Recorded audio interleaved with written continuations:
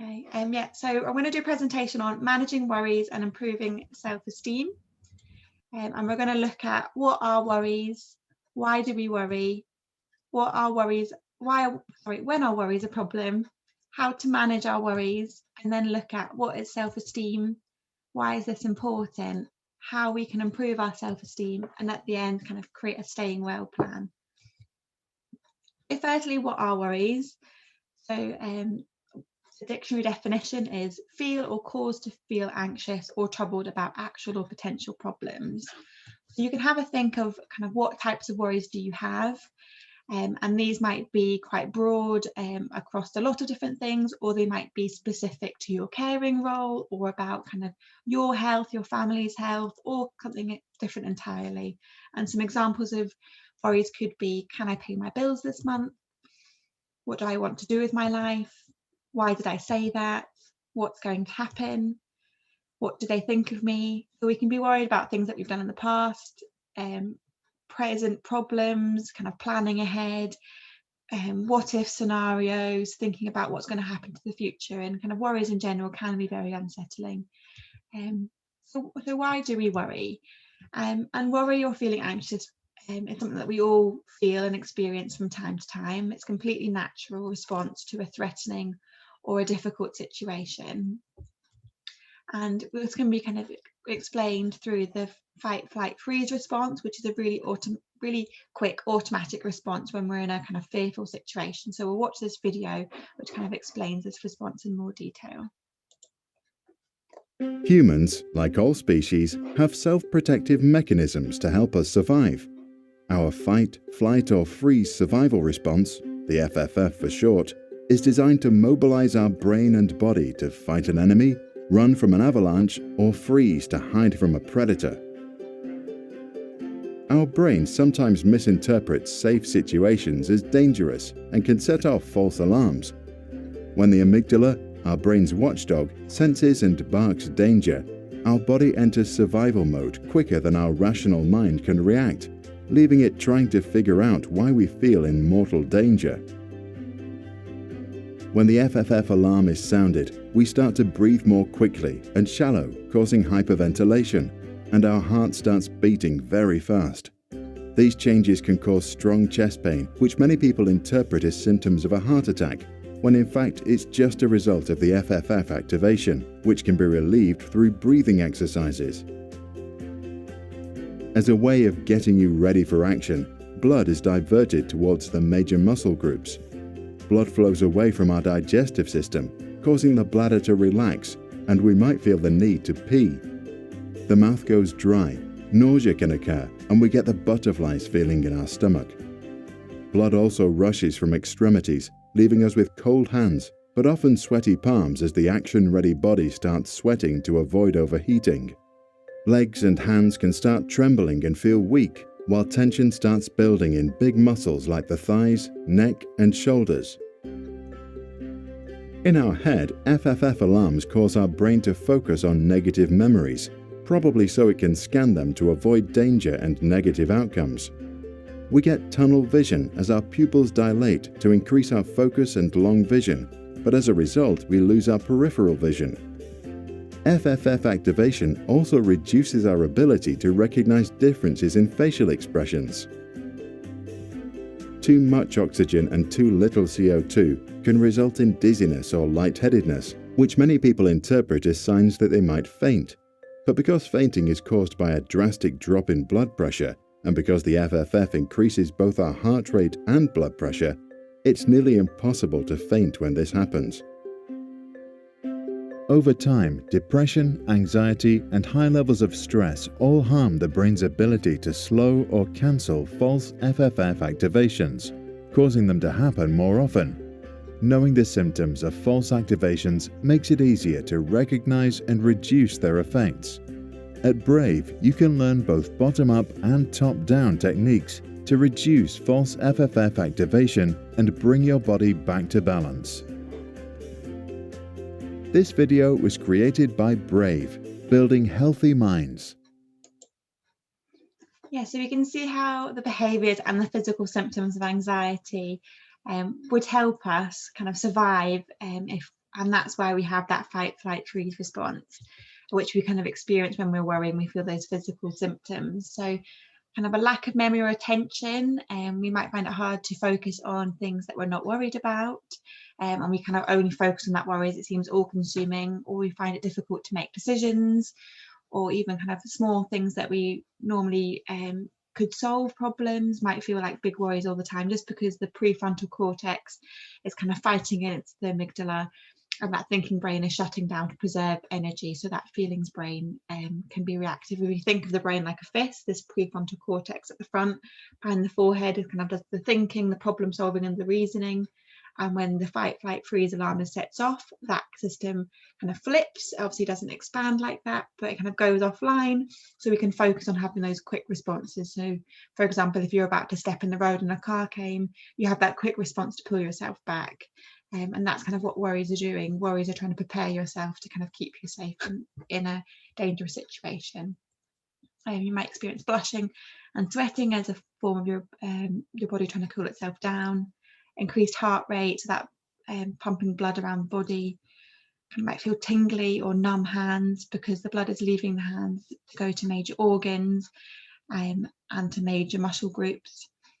Some of your muscles might feel like jelly and others feel tense as the blood comes away from small muscles and towards the large, more important muscles to kind of provide strength, whether that's to kind of fight off the danger or run away as fast as you can.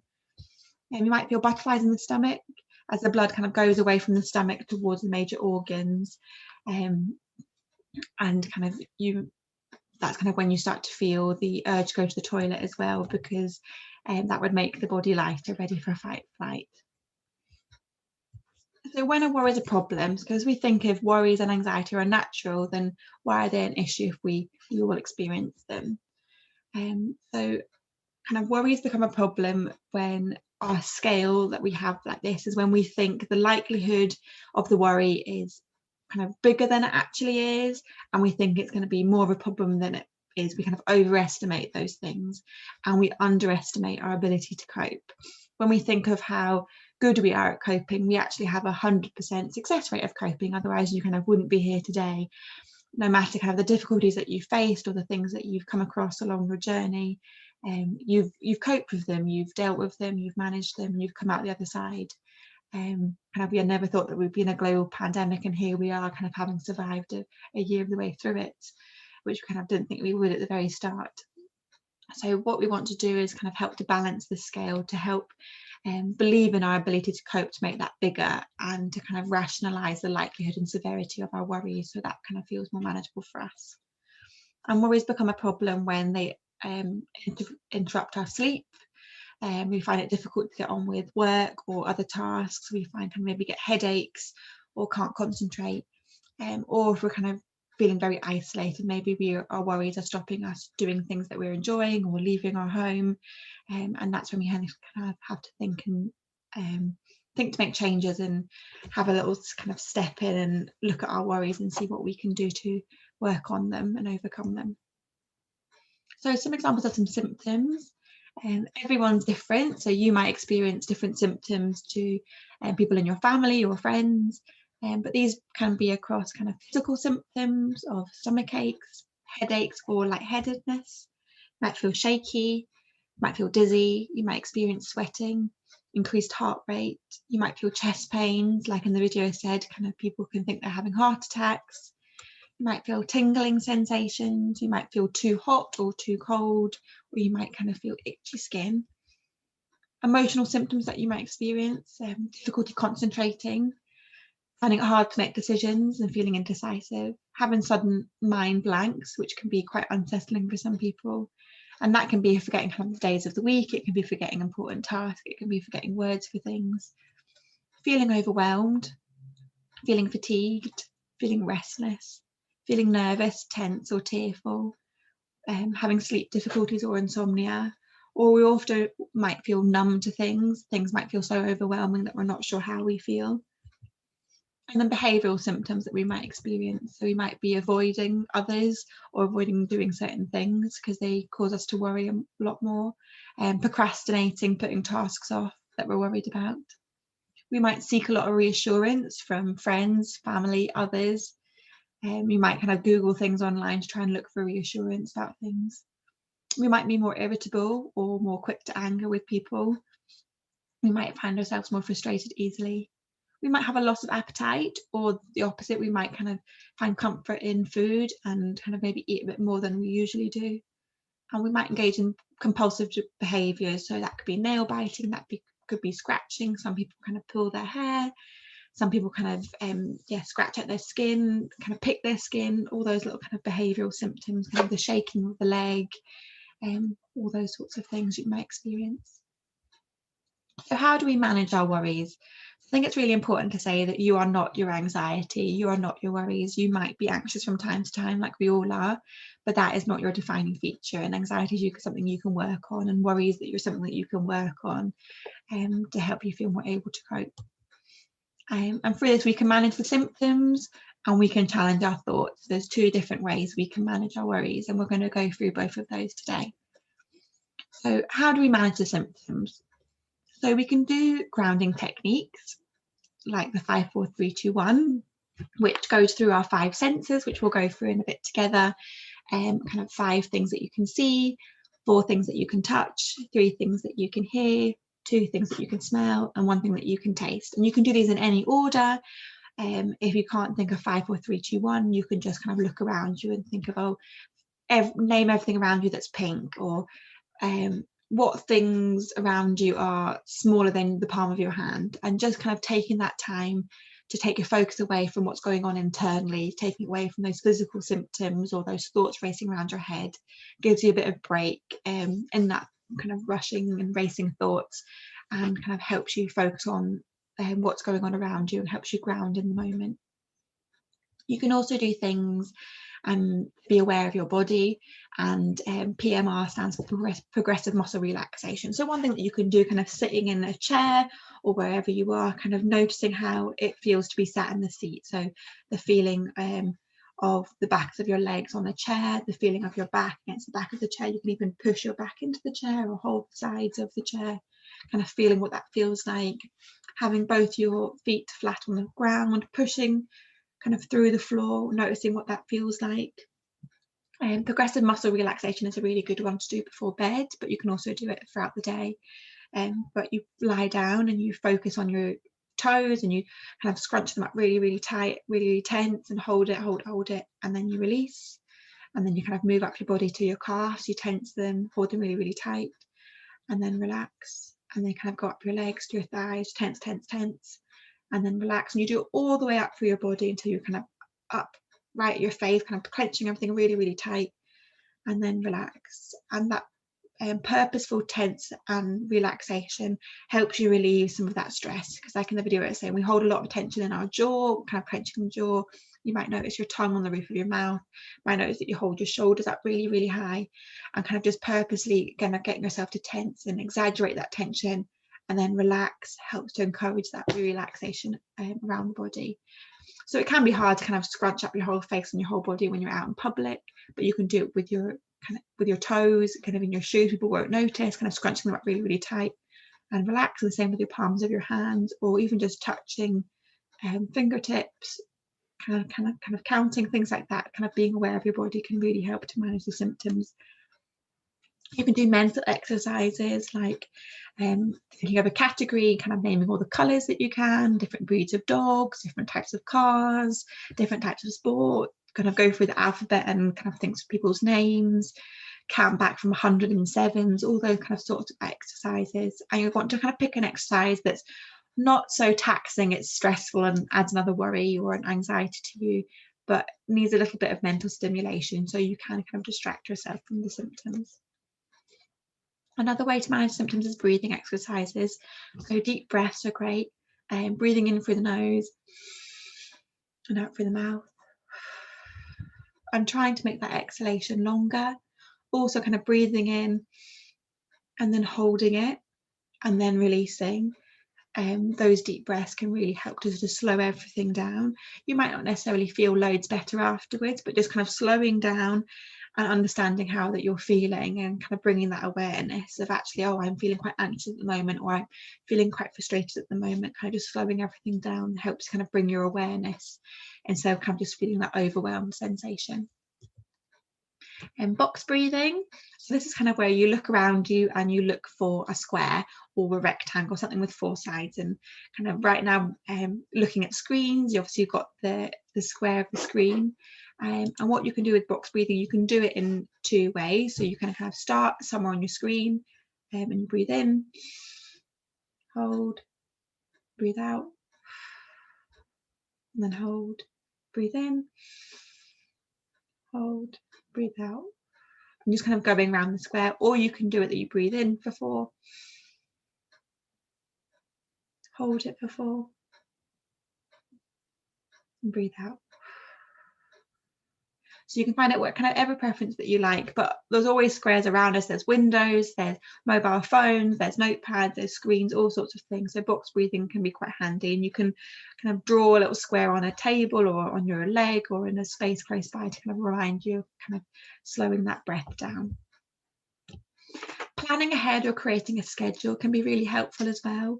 If we're worried about certain things that are going to be happening in the day, or worried that whether we're going to get things done in time, planning ahead and creating a schedule can work really well for some people. For some people, this can be really overwhelming and feel really prescriptive, and they would rather kind of have a done list rather than a to-do list, but kind of working out whatever works for you. Kind of planning ahead, sometimes kind of getting the most difficult task of the day done first can really help some people as well, or even planning ahead to kind of get someone to help you with the task that you're finding difficult can be kind of helpful for managing the symptoms. Spending a time outside is really important as well for our well-being. It helps us to kind of take that focus away from what's going on inside of our bodies and our heads racing, and kind of bringing us into kind of the atmosphere and what's going on around, and gives us some time to connect with nature. Physical exercise, again, is a great kind of emotional release, and it doesn't have to necessarily be going on a run or going to the gym. It can just be kind of having a little walk, kind of walking up and down steps, just kind of being combined with enjoying nature, but kind of physical exercise and releases those endorphins, that kind of helps improve our well-being and kind of those happy hormones. So it can be really helpful.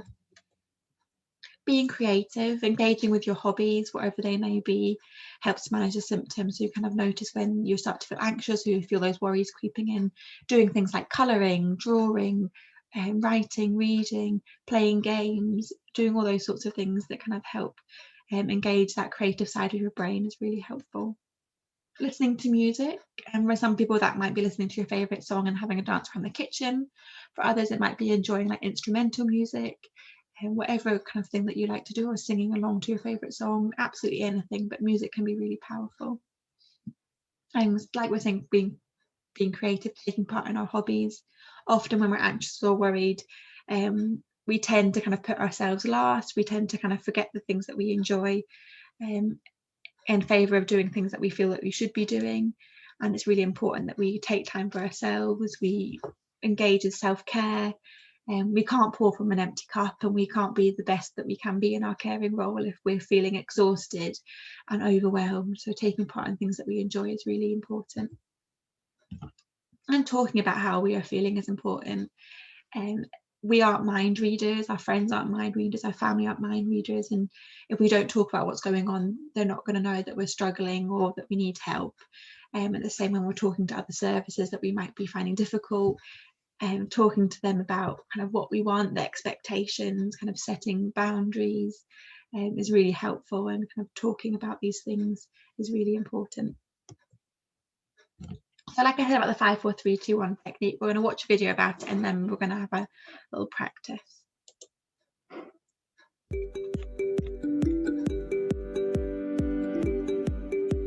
This technique will take you through your 5 senses to help remind you of the present.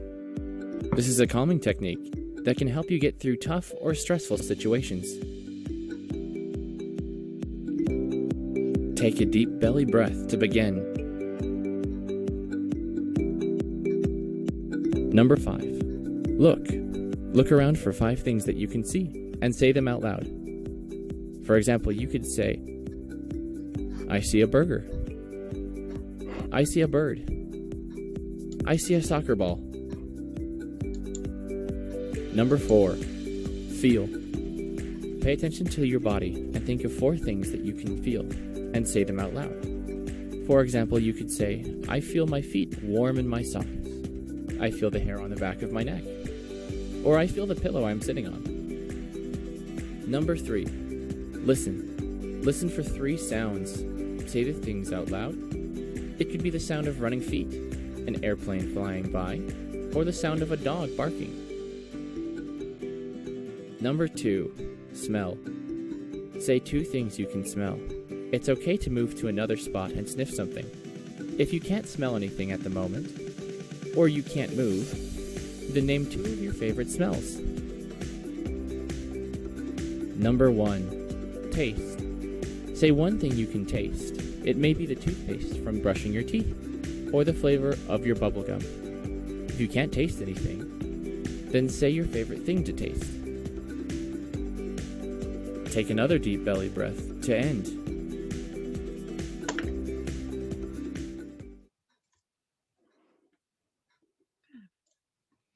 Just kind of having a try now, so you can keep yourselves on mute, but just having a look around you now and think of 5 things that you can see. So I'll do it here as well. So I can see my laptop, I can see my water bottle, I can see my phone, I can see my headphones, I can see my notepad, I can see a pen. 4 things that I can touch: my pen, my notepad, my laptop, my phone. 3 things that I can hear. So I can hear the whirring of my laptop. I can hear sheep outside my window. I can hear the ticking of the clock. 2 smells that I can smell. I can smell the shampoo from washing my hair this morning.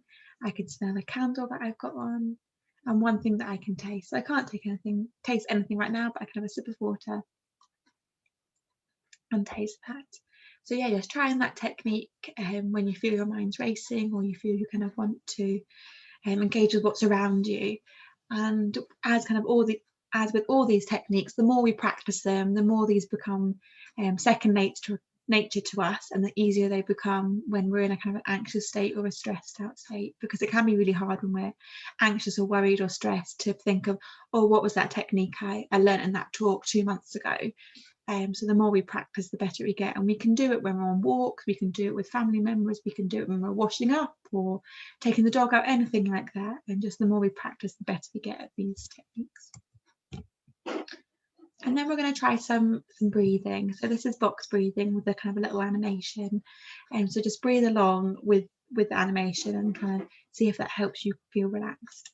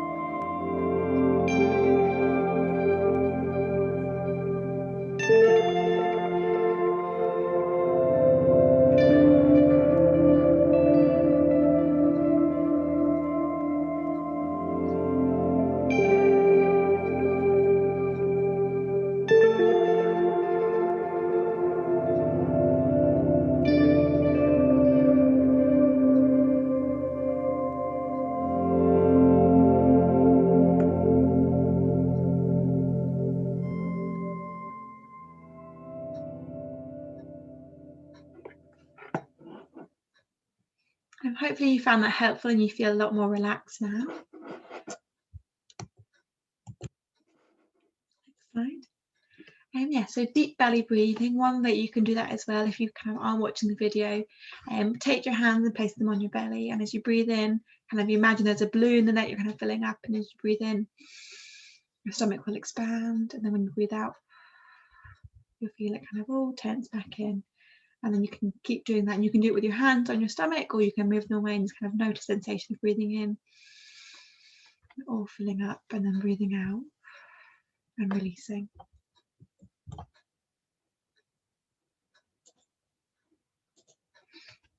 So now kind of we've looked at how we can manage the symptoms of worry, and now we're going to look at kind of managing the thoughts of worry and how we can defeat negative thinking. So we're going to watch this short video, which is a lovely animation explaining 2 different techniques of defeating a negative thinking.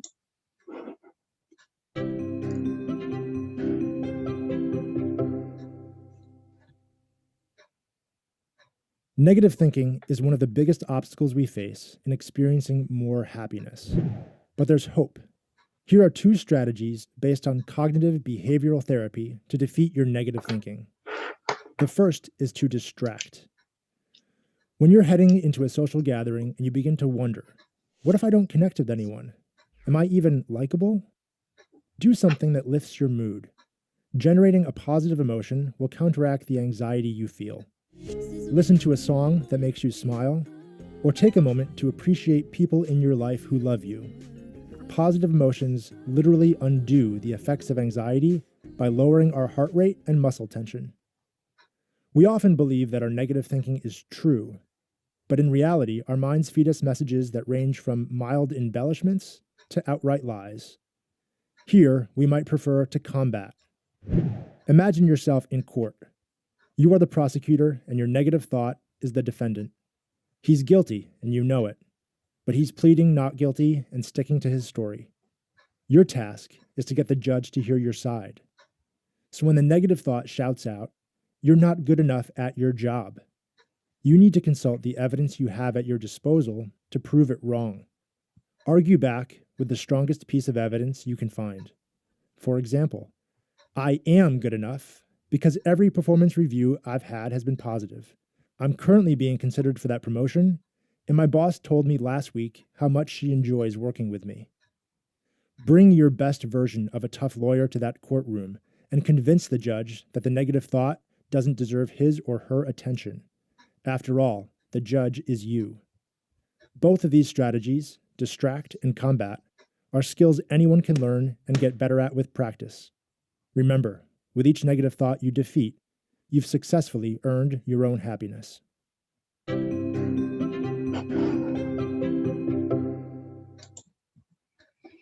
Yeah, so the second technique there about combating our negative thoughts using that judge style technique is a really helpful one when we know how to notice kind of that we're falling into unhelpful thinking styles. And this might be kind of when we're worried about certain things, we might be kind of catastrophizing, we might be thinking about what if scenarios. And I'm going to take us through a number of unhelpful thinking styles, and you might kind of notice some familiar situations, kind of thinking styles that you find yourself kind of get into the habit of, or some of them that you might not, and being aware of them is kind of the first step to being able to combat them, because then you can label them. Actually, oh, that's an unhelpful thinking style, that's not actually how I feel. So the first one is all or nothing thinking, which is sometimes called black and white thinking. So if I'm not perfect, I have failed. Either I do it right or not at all. And that's kind of quite a perfectionist trait, kind of when we think of like a test and we kind of get 8 out of 10 right, and we think, oh, that's rubbish, I didn't get 100%, it doesn't count. The next one is overgeneralizing, and we often use words like everything, always, nothing.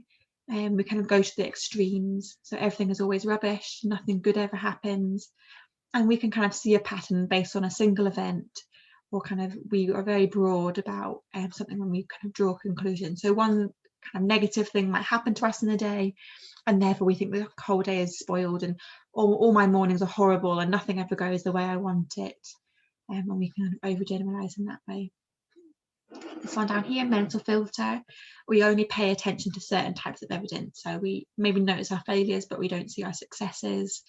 And that ties into kind of disqualifying the positive. So even if someone maybe brought to attention, kind of you think that you did really badly on a report for work and you don't actually see how good the other work is, and a colleague brings it up, we might kind of disqualify that, being like, oh, that doesn't count because they actually want me to do something for them later, or they're just saying that because they're my friend. They don't really mean that. They're just trying to make me feel better.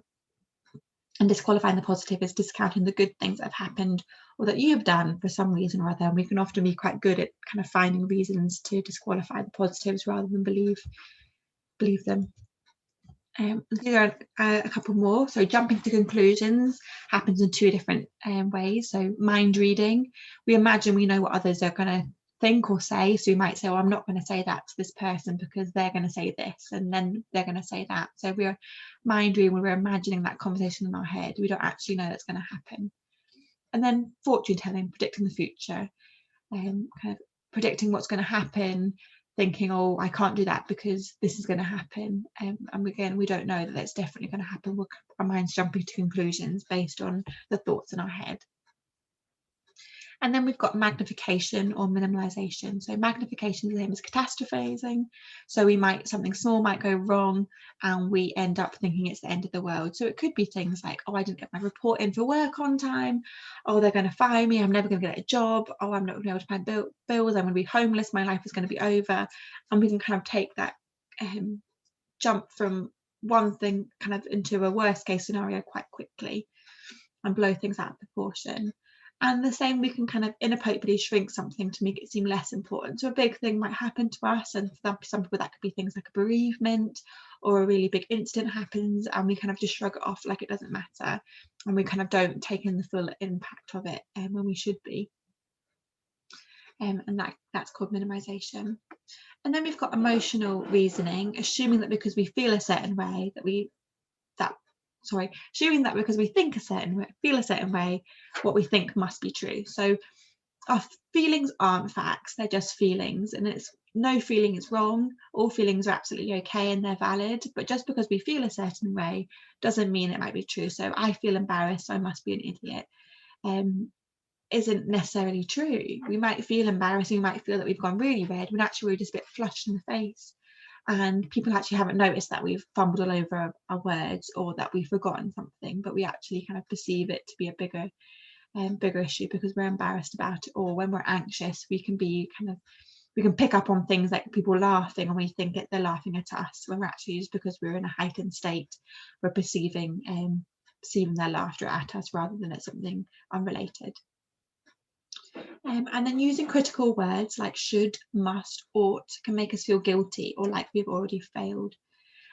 So often we kind of think, oh, I should have said that, or I must do that tomorrow. And we put these demands on ourselves or even on other people that these things should be done or must be done.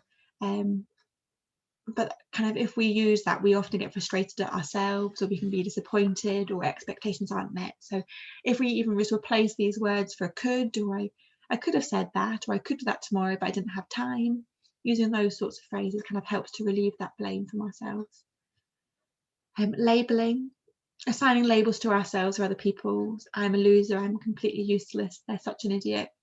We can be really good at being horrible to ourselves. We can be our own worst nightmare sometimes, and our biggest critic. And like we saw in the video there with the cartoon, when he looked in the mirror and all those words came up, that can be something that happens to us. And it's just kind of taking that time to be compassionate to ourselves. And if we were kind of sharing our worries with a friend, they wouldn't say, oh, you're being an idiot, you're completely useless. They would be reassuring and comforting, and kind of treating ourselves in the same way is really important. And the last one, personalization. So taking the blame or responsibility for something that wasn't our fault, or either blaming other people for something that was your fault. Kind of sometimes it's completely out of our control, and we have to kind of accept it's out of our control. And sometimes we make bad choices from time to time. Nobody's perfect, but knowing kind of these unhelpful thinking styles and which ones your brain maybe falls into more readily is really helpful in kind of being able to kind of counteract those worries when they pop up for you. So we can challenge our thoughts in different ways. So here I kind of got an example of kind of a typical thought of these ideas will never work. There's no point even trying them. And that might be a really typical negative automatic thought. It might be a thought that you're having right now listening to this presentation. And then we think about, okay, so what unhelpful thinking style is it? If we look at these unhelpful thinking styles, what category does it fall into? And it falls into fortune telling, because we are already predicting that these aren't going to work and therefore I'm not going to try it, but we don't know if they're going to work. But if we believe in this thought, our feeling might be down, we might feel hopeless, we might feel demoralized, we might feel overwhelmed. And then we kind of try and think of an alternative thought. So actually thinking kind of more realistically, I've got nothing to lose trying them, and it might even distract me, even if only briefly. So maybe these techniques won't work and I'll be kind of never have a worry again, because that's not realistic. But maybe if I try one of these and it distracts me for a couple of minutes, that will help me. And actually my new feeling is I might be a bit more hopeful and curious to try new things. So other kind of ways to challenge our thoughts, we can just label it and leave it. So even just noticing that we're having a thought, labeling it as an unhelpful thought or a specific unhelpful thinking style, and just telling ourselves, oh, that's an unhelpful thought, or that's a worry that's outside of my control. I'm just going to leave it because there's nothing I can do about that. Or that's unhelpful, so therefore I'm not going to address that today. And that can be enough for some people. Standing up to the bad thoughts, so like in the video, being that judge, challenging those thoughts, and actually, no, I'm not useless. Actually, this is the evidence against kind of what you're saying to yourself. And like in that kind of judge in the court case, showing evidence of, yeah, you don't think you're good at your job, but your performance reviews have been really good, and your colleagues have said that you're getting on really great. Interrupting the negative thinking. So when we are kind of thinking of all the things that could go wrong, interrupt those anxious thoughts with, but what if it goes right? What if it goes just the way I want it? What is the best case scenario? Because we often think of the worst case scenario, but actually plan up for the best as well. Kind of interrupt that negative thinking and trying to put a positive spin on it. Being kind to ourselves, like I say, kind of we're really good at being mean to ourselves and being our own kind of biggest critic. So being kind to ourselves is really, really important. Try and see it differently.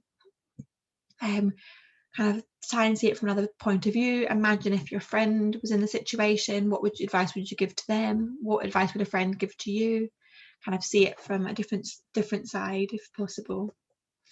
And then have a think about what is inside or outside of your control. So if you're worried about something that you have control over, great, kind of plan what you can do to kind of solve that problem or plan out that scenario. But if it's outside of your control, whose control is it in? Can you influence that? Can you send an email to chase it up? Or is it best to kind of label it and leave it, or distract yourself from that worry? Great, so that's all the stuff that we've done on worries, and hopefully that's been helpful. And we're now going to look at what is self-esteem. So I really like this image of kind of a woman looking in the mirror herself, and kind of you can really see there that the positive self-esteem. But self-esteem is important because it's the opinion that we have of ourselves.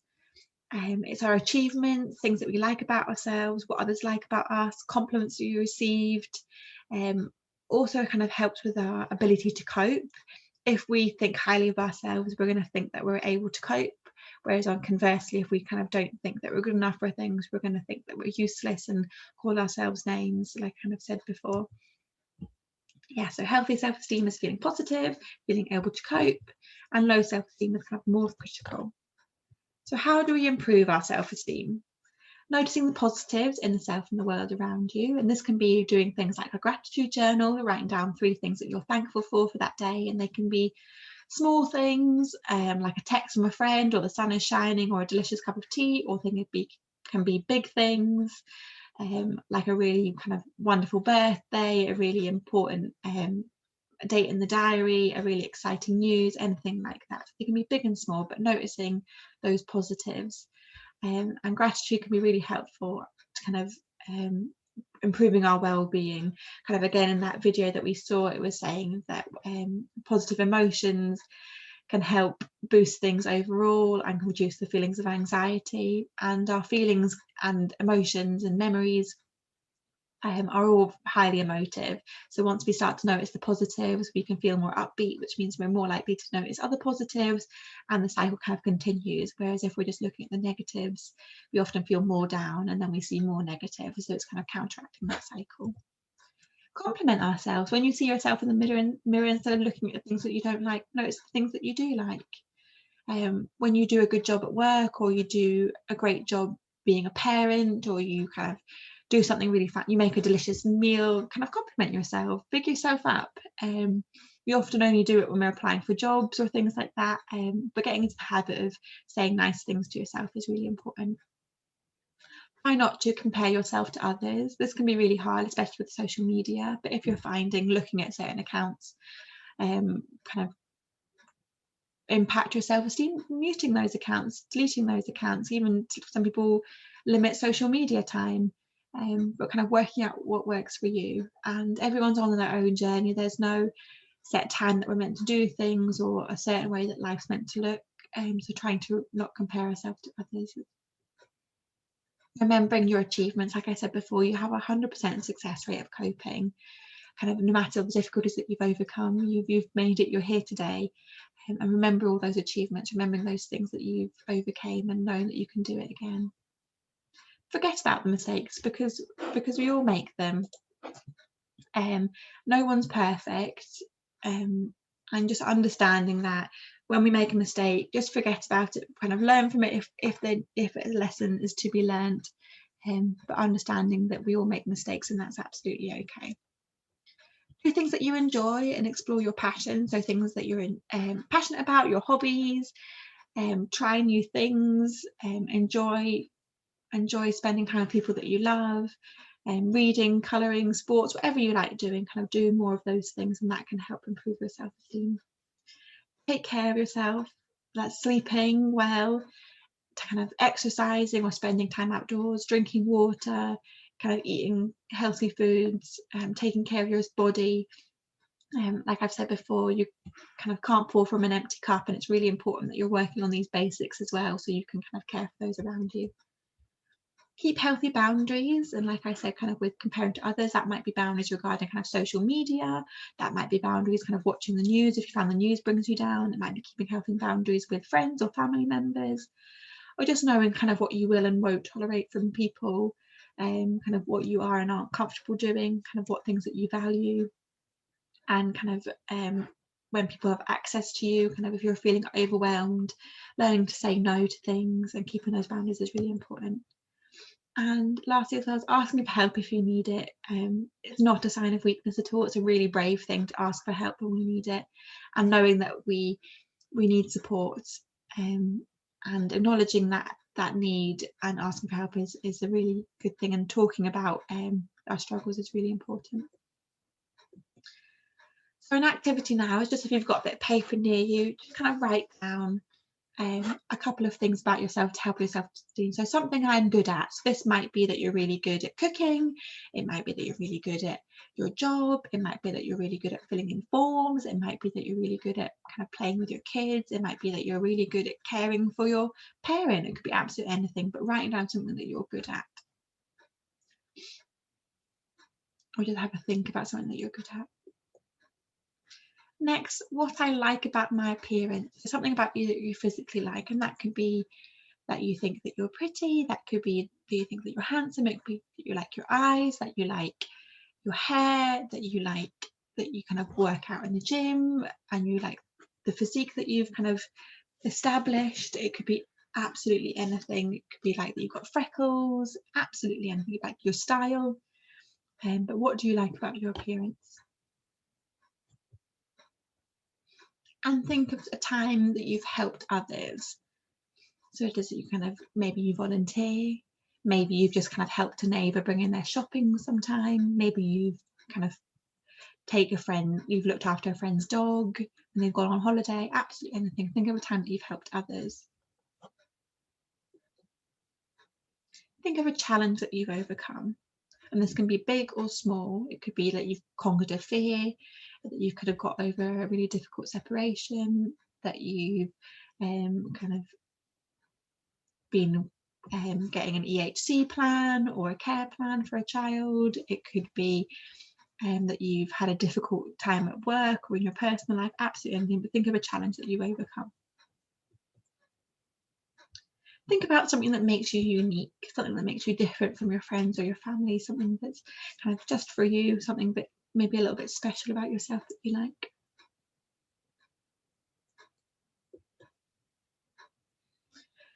And think about what I value the most. So what sort of thing do you value? So for some people it might be friends or family, it might be success, it might be being kind to others, kind of thinking about something that's really important to you.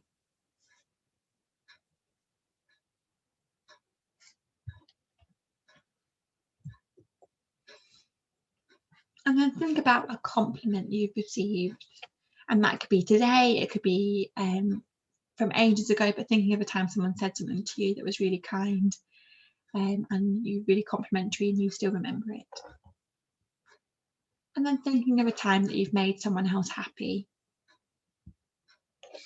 And this activity again is just highlight all those things that are in your life and taking that time to build up your self-esteem and remember those things that you're good at, and kind of thinking of those positives kind of helps build up that self-esteem and helps us feel more able to cope. And now what we're going to end on is creating a staying well plan. So it's thinking about kind of coping tools and what helps me. So if you've got a bit of paper, that's great. If you don't worry, I'm going to send out a copy of the slides over and you can have a look. But just have a think.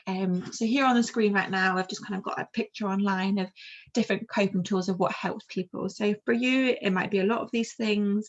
It might be none of these things. I'm just going to read them out. But read a book or a magazine, hug or climb a tree, journal or write a letter, use kind and compassionate self-talk, make a collage or scrapbook, rest, nap or take a break, go on a hike, run or walk, take good care of the earth, drink water, play a board game, do something kind, make and play with slime, discover treasures in nature, take a shower or bath, exercise, drink a warm cup of tea, forgive, let go, move on, practice yoga, garden or do yard work, jump on a trampoline, cuddle or play with your pet, practice gratitude, do a puzzle, blow bubbles, smile and laugh, ride a bike or skateboard, create origami, cook or bake, ask for help, talk to someone you trust, weave, knit or crochet, build something, get a hug, visualize a peaceful place, stretch, make art, use positive affirmations, take slow, mindful breaths, clean, declutter or organize, use aromatherapy, cry, try or learn something new, listen to music, use a stress ball or other fidget, get plenty of sleep, kick, bounce or throw a ball, take or look at photographs, eat healthily, play outside, sing and or dance. So kind of thinking of those things, what sort of things off that list could you do when you're worried or noticing the worries crop up that might help you cope? And that might be something that you do alone and you can do it with friends. And again, like really important, thinking about getting good night's sleep, drinking lots of water, kind of taking time by yourself to be peaceful and kind of eating healthily as well is really important. So we're going to kind of have a look at staying well plan and I'll kind of talk through how we would create one. So kind of a staying well plan would look something like this. It doesn't have to be exactly like this, but kind of having a think about, okay, so worries, what things do I typically worry about? Are these things in on particular subjects like health, organising care, worried about the future, worried about finances, worried about kind of relationships, interpersonal problems with friends, colleagues, work. Kind of thinking about what things do you typically worry about and whether they fall into categories, and are they worries that are inside your control or outside of your control or a bit of both. And then thinking about triggers. So what things might cause me to worry or make me feel anxious and unhappy? And if we're aware of our triggers, we are able to kind of plan in when to use our coping strategies. So if we're triggered when we go by a certain place, or we get really worried about going to hospitals or dentist appointments, we know when those things are coming up, that's going to be an anxious time for us, and we can start kind of putting things in place to help us feel more relaxed. So kind of writing some of those things down might be quite helpful. And then thinking about the warning signs of how do I know when I'm finding things hard? So this might be physical symptoms, it might be emotional ones, it might be behavioural ones, it might be that you kind of notice that you feel tense, or you feel that your mind's racing, or you can't sit still, you're not sleeping well, you find you're getting irritated really quickly or frustrated. Kind of noticing these signs as well. When we notice these changes in our body, we can think, well, I'm feeling a bit more tense than usual, maybe I'm worried about something. Let's have a think about those and kind of reflect on how we're feeling. And then kind of we can look back and think about those worries and unhelpful thinking styles, and learn how to challenge them. And then management, how can I manage my worries? Kind of, as any of the techniques that we've used, kind of thought of today that you think that might be quite helpful? Is there anything that you're doing at the moment that helps manage your worries? How can you manage them when they pop up? And then really importantly, self-care. So what activities do I enjoy doing for me? When we're a carer, we often kind of become bottom of the pile. We're putting everyone else first, and putting 100% into their care, and we kind of doesn't leave much room for us. And it's really important that we care for ourselves and our own well-being, so we can be the best carers that we can be and be able to kind of give our best self to other people. So to be able to do that, we need to kind of carve out time for ourselves. So thinking about what activities do you enjoy, and that can be even a couple of minutes drinking up a cup of tea, or dancing around the kitchen to your favourite song, or kind of watching a funny video online, or watching your favourite movie, anything like that, or even a kind of a text with a friend. And then coping strategies. So what helps me to cope when things are difficult or go wrong? So you can kind of use some ideas from this previous slide. There's a kind of a whole bunch there, or you might have different ones that kind of are really personal for you. And then lastly, kind of support. Who can I go to if I need help? And that might be friends, that might be family, that might be other services, but just kind of knowing who you can go to. And kind of having the staying well plan, kind of planning when you feel kind of at calm and not in a worried state can be really helpful, because when we are in that anxious or stressed out state and feel overwhelmed, we can kind of forget all these things. So having it written down, whether it's in our phone notes or on a bit of paper, can be really helpful to look back on and know what to do in these difficult situations. Fab.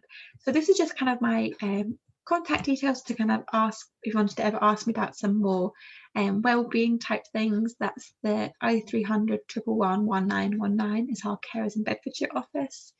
To contact myself, Caroline, who's a wellbeing practitioner, it's email me at wellbeing@caresinbeds.org.uk, or you can use my own email, which is caroline.carter@caresinbeds.org.uk. And you can find other information about kind of things groups that we're doing. Now we're doing more face-to-face things, and then we are still doing some Zoom groups, some Zoom talks and things like that. And you can find out more information online. But I'm going to stop the recording now, and you can kind of ask me any questions that you might like. Just give me 1 second.